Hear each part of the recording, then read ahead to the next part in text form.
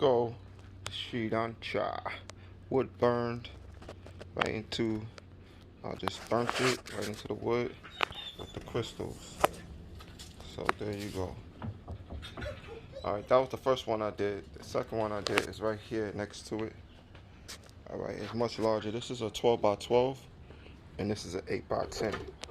So you got the 12 by 12 beside the 8 by 10. Alright.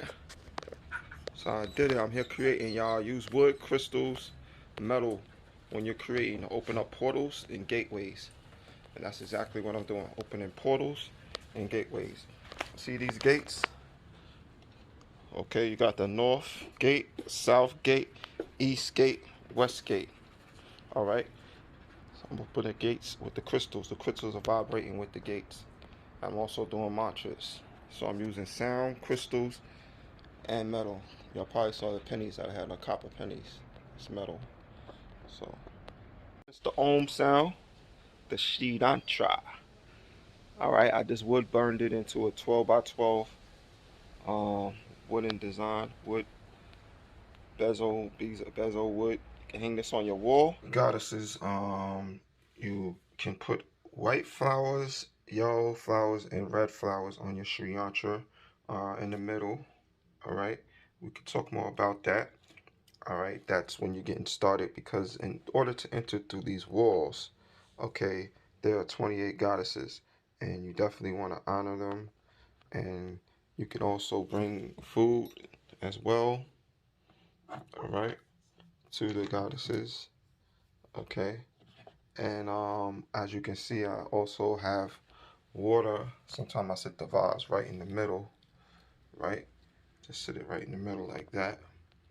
Okay, so you got the water, you got the earth, which is the flowers, represents earth, right? Since they come out the soil.